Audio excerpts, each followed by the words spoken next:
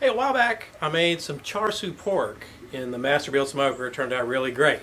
So what we're going to do today is do the same thing. I've called it Chinese pork, Char Siu Pork. We're going to make a pork tenderloin on this pit barrel cooker.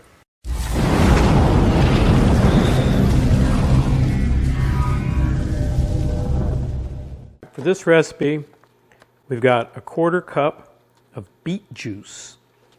All right? In here, I've got a 1.5 tablespoons of honey, a 1/2 tablespoon of rice wine vinegar, and a 1/2 teaspoon of sesame oil. What we've got here is a 1/2 teaspoon of ground ginger, 1/2 teaspoon of diced garlic, and the ingredient that I love, a 1/2 teaspoon of 5 spice. And over here, I've got a tablespoon of Hoisin sauce, a teaspoon of fish sauce, and a tablespoon of teriyaki sauce. You could also use soy sauce. And then just to give it a little spice today, we've got this bee sting honey and habanero pepper sauce. I mean, this is totally optional. If you don't want it to be spicy, then leave this out. So I'm just going to put everything in with this beet juice. The beet juice is going to give it that nice red color. You could use food coloring, but I just don't like to use food coloring if I don't have to. Okay. Besides that, I love pickled beets, so I really like the flavor that the beet juice gives it. Okay, then we're going to put that honey and all that goodness in there.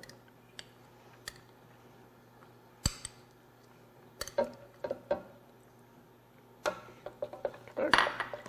Now, the reason I chose this bee sting honey and habanero is, look, it's kind of like a honey texture to it. You see that? It's going to go just perfect with this, and it's not going to alter the flavor. I'm going to put about a tablespoon, okay? It's not a real hot sauce. Like I said, you don't have to use this. You could also use sriracha. If you like sriracha, that would be just fine. Now, I've just got a pork tenderloin here. I think it weighs about 1.25 pounds, 1.5 pounds, something like that. Okay. Then we're going to pour that awesome marinade down in here. And then we're just going to seal it up.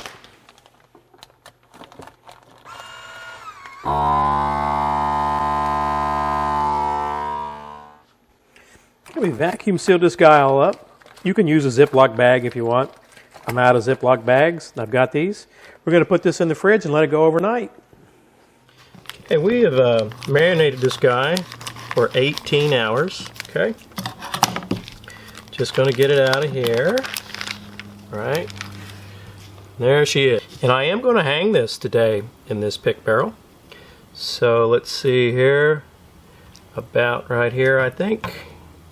Yep, and we'll get him over in the pit barrel.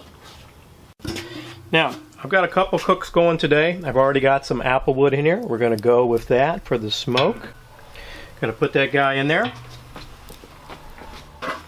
Then we're going to get our temperature probe in here without touching that hook. We're going to let it cook. Okay, it's been 36 minutes and our pork tenderloin is up to 146 degrees. We're going to get this guy out of here.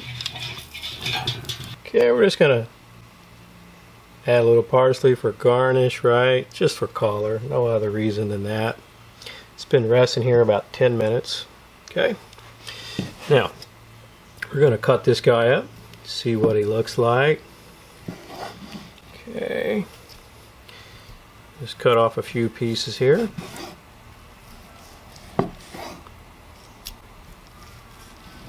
Okay. You can see that. Look how juicy. Oh, the juicy, and look how tender. Just pulls apart with your hand. Okay. Oh man. Look, can you see the juice there? Look at that run out. See the juice run out? Oh, this is one tender pork tenderloin. Okay. So we're going to give this a try. Okay. Now, to be honest with you, the beet juice we put in didn't really make it red at all.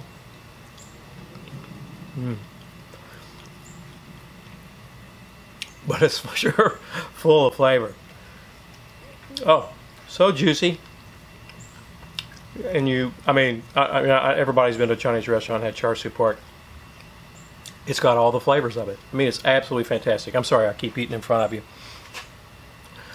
You know, this pork tenderloin is a very inexpensive cut of meat. At least cooking on this pit barrel cooker anyway. Turns out juicy, and this marinade was delicious. Hey, thanks for watching another one of our videos. If you have any questions or comments, I hope you leave them down below. If you're not a subscriber already, hit that Habanero Pepper icon.